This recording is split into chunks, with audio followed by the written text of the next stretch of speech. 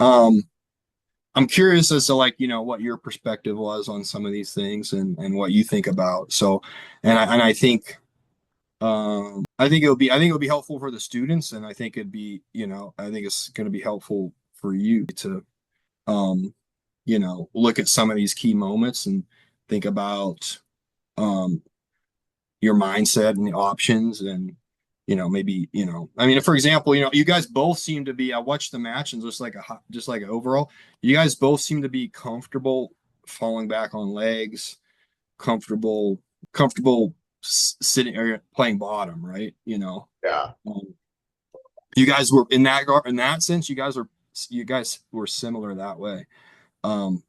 But um I'm curious, Anthony, what just, leading up to the match, and congrats again. Like, you did an awesome job this weekend. 7 matches, 6 wins, 5 submissions, which is super cool to see. 6 out of 5 submissions. And you double golded. So really, obviously it was a really good performance. And today I wanted to look at the one match you didn't win, because I think that's always where we can learn the most from. Yeah. Um, but I am curious, just leading up into the comp, what were your expectations? What were your, um, I guess, goals for yourself entering into this competition? Yeah, my goal was I was at least trying to win my two divisions that were my weight classes. I mean, I wanted to win that and just work on everything that I've been practicing, training, and I Okay, and specifically what were the things you were working and practicing and training? what I've been working and training lately, most recently was like more defensive stuff. For a while I was working on I didn't really get to use it in this competition, but I was working on attacking from mount and doing submissions from mount since last time at that in-house tournament. I got to mount and I didn't submit the guy. So I had been working on my no-gi attacks from mount and studying that. And then on this tournament, I was or right before it, I was working on escaping front headlocks a lot because I realized those were the submissions that I'd get put in Okay, as like first or guillotine, but nobody got me in a front headlock this time. So you were kind of, yeah. Well, I mean, it wasn't a traditional front headlock, but he wrapped up some arm in. He had we'll see in some of the guards. It wasn't like a traditional, but you um yeah. you got almost like some darces and some like just head and arms, right? Yeah, this guy did attempt a darce on me at some point. I remember getting out of it, but I Yeah, got out of it pretty like early yeah. stage before I had to use any of the like real late stage defense. I just turned Okay. from But it. but going in, so like you expected of yourself to win both your divisions, no-gi purple, gi and no-gi. Yeah, I was pretty confident in my weight class in the purple belt divisions.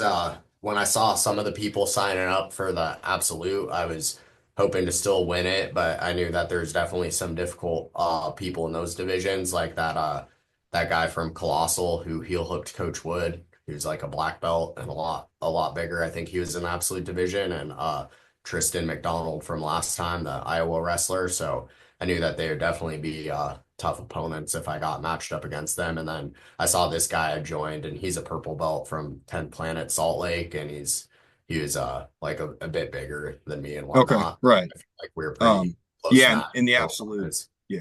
yeah, in the absolute. I knew the absolute would be challenging, but I wanted Were to you make the were you the win my smallest person division. in there? Yeah, in all the divisions, I think I was probably the smallest in absolute, and then I signed up for the 170 bracket because there's no one at 145. So in the regular divisions, everybody was like 25, Okay. 20 pounds bigger. Okay.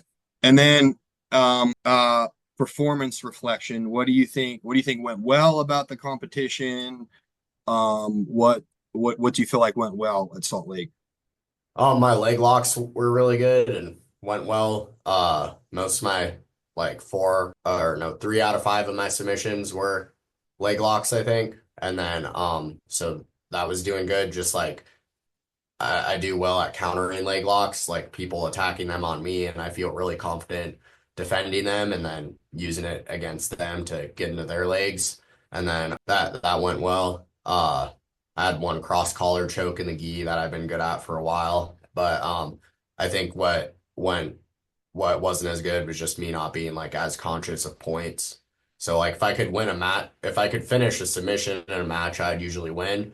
But like in this match particular that I lost in the absolute division, just I probably should have stayed on top and kept passing, going for points in a position instead of just focusing on falling back on heel hooks because that's where I gave up the match, was just risking that. Like if I could have exposed his heel, I would have won. But if I didn't, then he gets on top. He got 2 points again. So that's where I lost, was in the last 3 seconds where I went Oh, back for his leg instead of staying up and then getting okay. taken.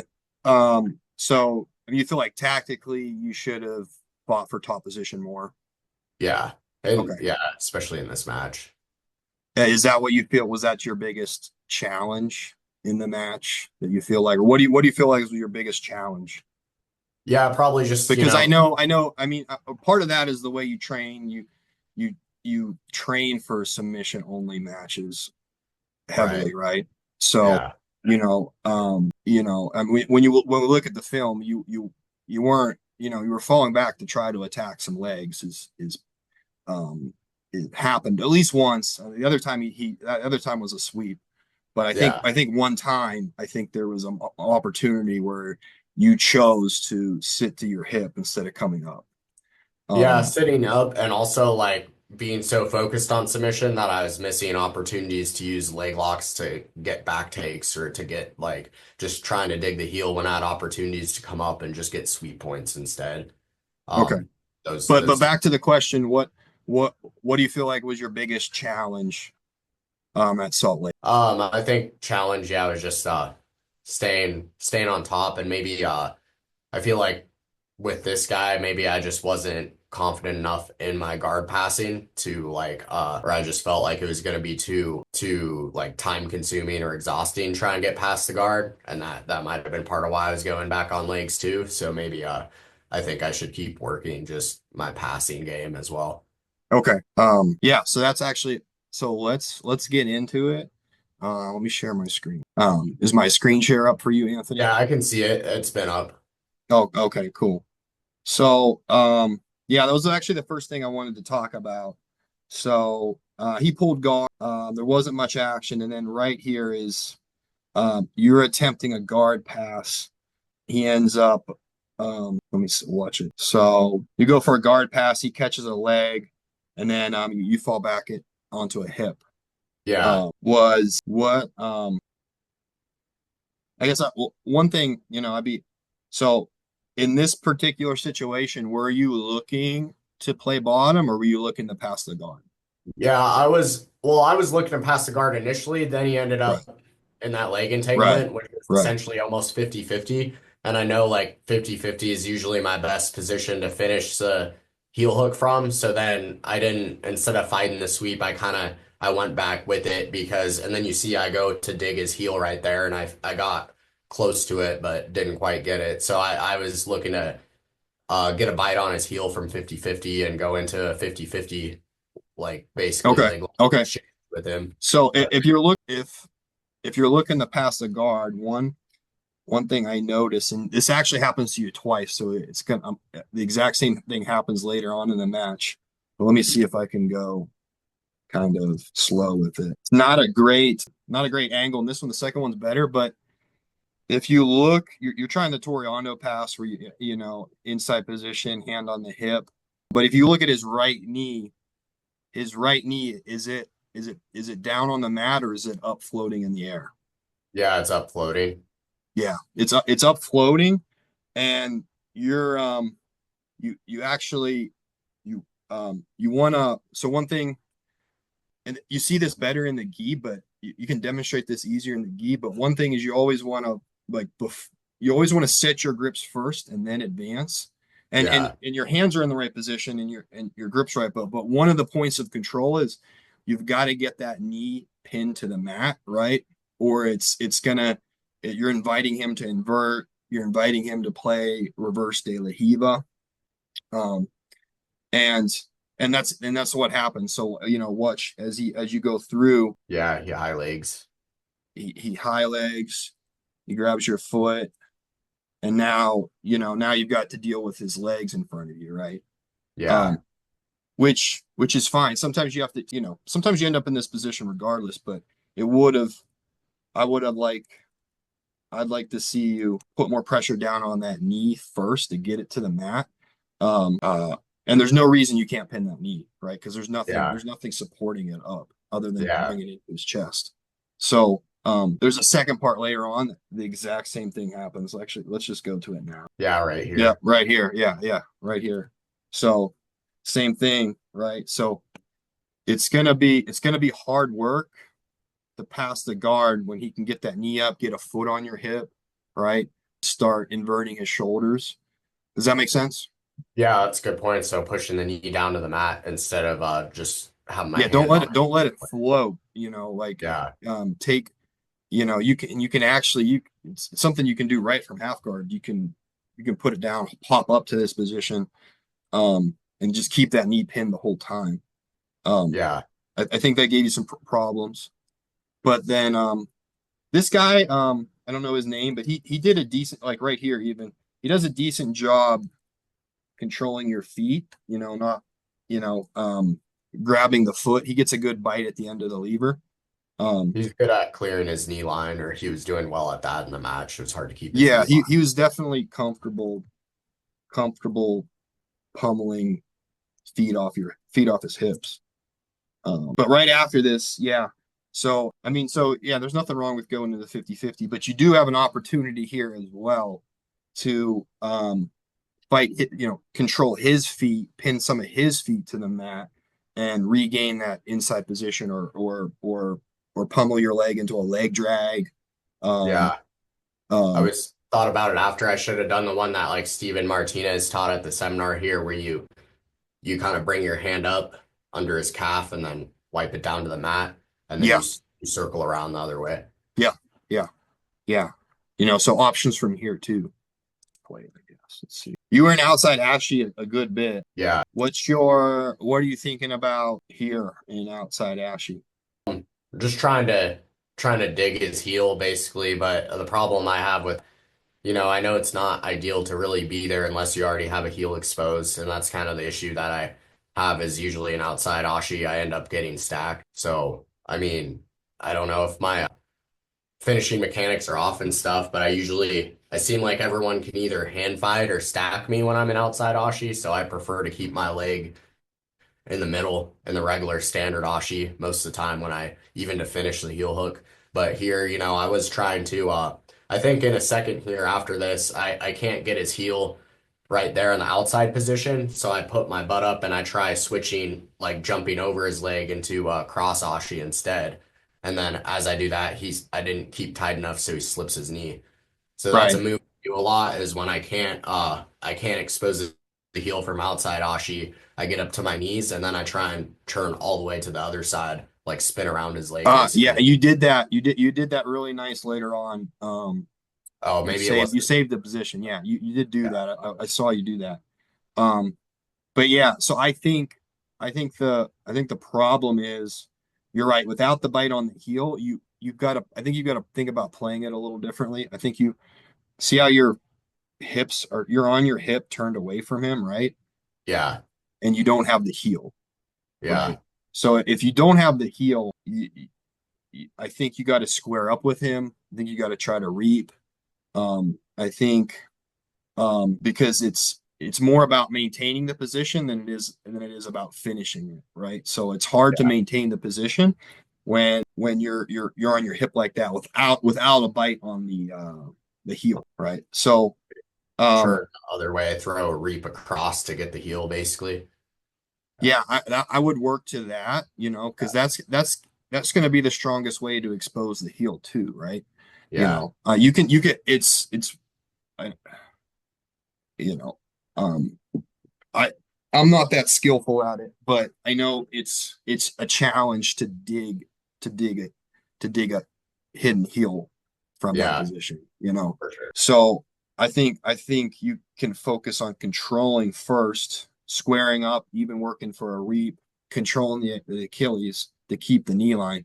That's the other thing too. Like if that does happen, you're still okay as long as you keep an Achilles or a shotgun grip, as some people call it, because you can still keep the knee line, right? But the second you let go with the foot and you're on your side, now it's just you're in a bad spot, right?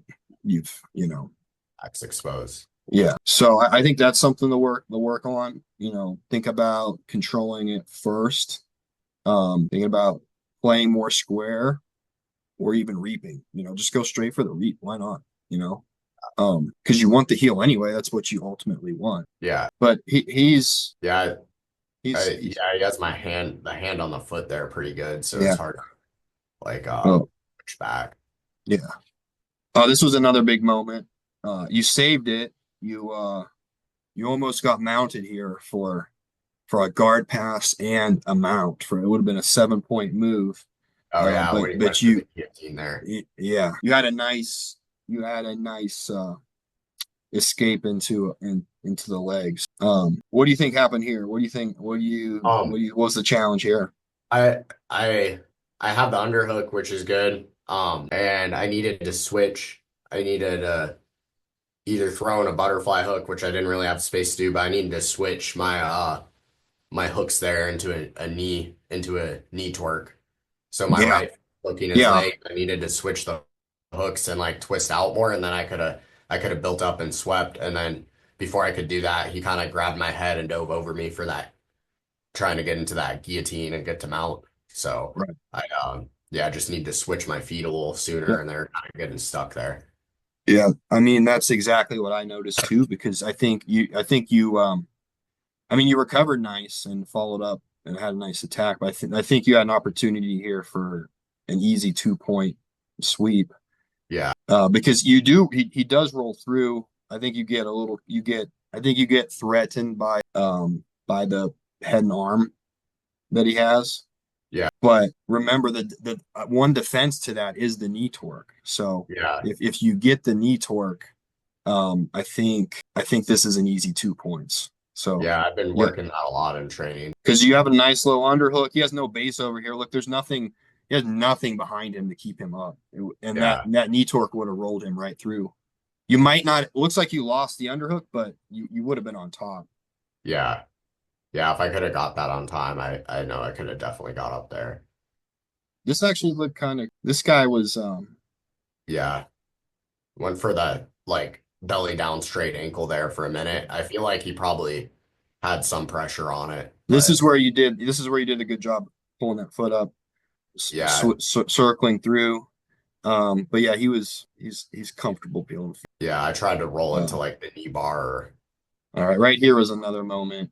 So I think you just got tired here. I don't know. Are you pretty tired? Um, Yeah, I mean, I had a little bit of a sinus thing going on, and so in my first match, I didn't have anybody to warm up with down there, like no one went with me on this trip. So I kind of my first match, I tried my best to just like do jumping jacks and whatnot, but my first match is always my worst. Like I get tired yeah, I from get it. adrenaline and whatnot. Yeah, it's almost it's like you get a second wind after the first one. Yeah, after the first match, I get a second But win. Like halfway through but the first one, I but feel but if my you heart look here, jump. so this is a reset. He stopped before the guard pass, and then you've got to when the ref when the ref starts the match is some people take advantage of that. That's a Well, window yeah, of I also opportunity. didn't expect them to start it that soon either, because like we were kind of in a different position, and I thought he was gonna be like, okay, you guys ready first, and he just said go. So Oh, you so can't what you sometimes you can't see because the ref goes he puts his hands. You guys aren't watching the ref, so by the time he touches and actually stops you, a lot of the times they stop the match even before you think they stopped it, right? yeah, That makes sense. Because yeah, something happened. Maybe you weren't ready, but um but yeah, I didn't expect him to say go so like soon or whatever, and then yeah. he But just went back into it. yeah. I mean you recovered, but like this was he definitely put you on the defense right off the bat, right? You Yeah, know. So you gotta I think you gotta be there ready, knees to chest, or even seated. seated, yeah. Not much action. Then you this was got a nice like Oh yeah, trying to go into cross Ashi there. So. yeah, false uh, read. You Yeah, on knocked him that, I down. didn't really See, have the full he false had an sweep. opportunity to come up here too. So this was a nice job. You actually you did use the legs to come up on top, but same thing again, right? The knee came up. And it's gonna be hard to pass his guard if because it controls his hips, right? That pinning that knee. Yeah. And then right here, I felt like what were you thinking right here? Um, yeah, I was trying to, he threw that leg over. Let me see when we get there. Right here. So yeah, I mean, there's like 30 seconds left. He threw the leg over. Yeah, yeah. So he threw the leg there, and then I fell because I was like, I thought I could get his heel right there. And I was confident that if I got it, I could have finished because I was in, I mean, not exactly 80-20, but my leg was just other across the other way. So I was just trying to, like, I shot for, brought my elbow back, trying to get the heel into my forearm immediately, and then I missed it and then was just trying to dig it. So yeah, that part, that's what made me lose the match. Like if I had just stayed on top and kept passing instead of going to Because try and counter the leg there. yeah, because he throws his leg over. He has your foot. Yeah, I wasn't really worried about him having my foot there because he didn't really have control of my knee. Yeah, he didn't have control of your knee. Yeah, and then I weaved my right leg over his leg so I would have control of the knee. And then I was just trying to dig that heel. So I went for it right there with my arm and then missed it. Oh yeah. So if I had caught that heel, I was confident I could have ended the match right Yeah. there. So it's kind of hard to pull his knee over top his thigh like that. Look at your right hand. Yeah. If you come, if you you've got I think you have an opportunity there to rotate because you got a good bite on his heel with your left hand, but he's able to turn his right knee or his left knee down, right? I think if you reach inside his knee, there's a good handle there. Like underneath the knee instead of over the Well, top. no, over top, but like Okay. wrist deep, like Yeah. below the knee though, right? Yeah. So Reach over deeper. top the knee, you can't get wrist deep, but you can get wrist deep below the knee, Yeah. right? And then rotate it out, and there's your heel exposure. I use that grip not in non cross ashy because I don't play cross ashy a lot, but I use that grip in the honey hole.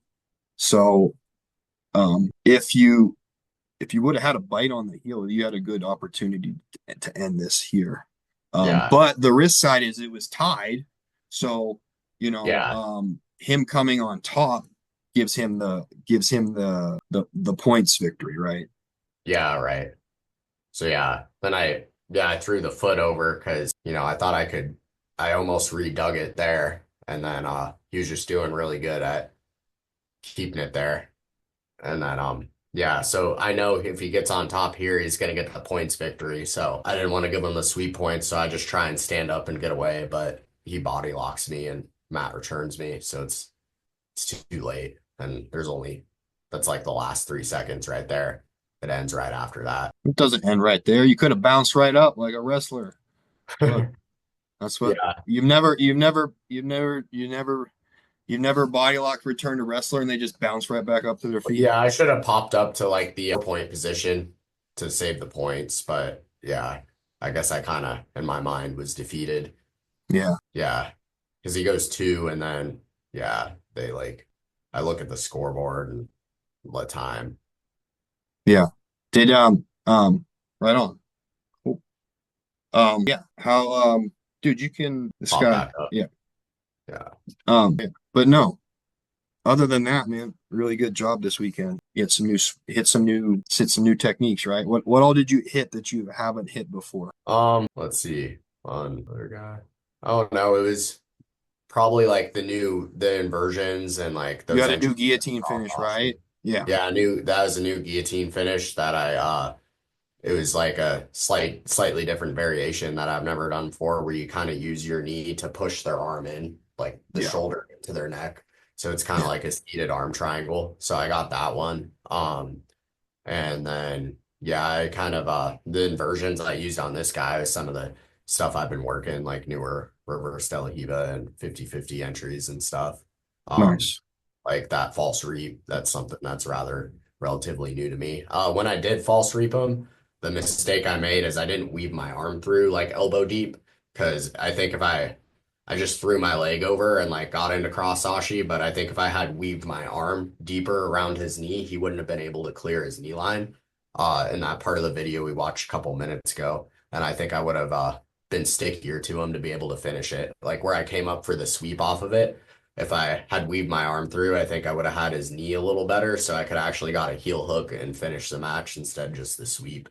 But so that's something I want to keep working on, but that entry is something I've been practicing. And then yeah, I What's so what's your focus of your training going forward? what I want to focus on for a while since I'm doing PGF in a month is I want to keep focusing on turtle escapes because like for stalling they start you in referee position, and since I plan on doing the ADCC Portland, turtle is a real important position in that too because of the point system. So I want to focus on strangle escapes too because it seems since PGF submission only, mostly like when I get tapped in training, the only things I've been getting tapped with for the most part are usually like a Darce or like Casey does fancy front headlock attacks on me, like the guillotine, the Darce, and like the when I try and get up like from half guard with an underhook, that's when I find myself getting tapped out with front headlock attacks,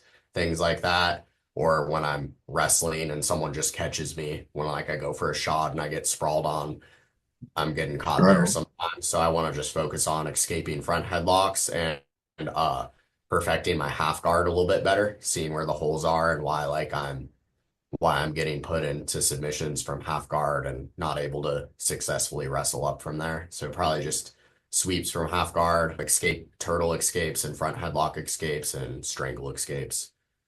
All right. We'll check in. I guess we got 2 minutes left, but one more question. So I heard you've got a new barber sponsorship. You want to share who's your new barber sponsor who's gonna trim up all your facial hair? Yeah, I need to get my beard trimmed. So yeah, Gavin wanted to do Gavin wants to Where's Gavin's shop at? Do we know? it's all the way in it's in Caldwell. Do you So know the name of it? No. I'd have to look it up. I don't know the All right. name. All But right. yeah, he's All right, kind of Gavin, my get us your barber shop name. yeah. All right. Yeah. So Thank you, Anthony. I think this is really helpful, and I think a lot of good stuff coming from this. So thank you, Anthony. Good work. I'll see you soon. all right, yeah, thanks for your time.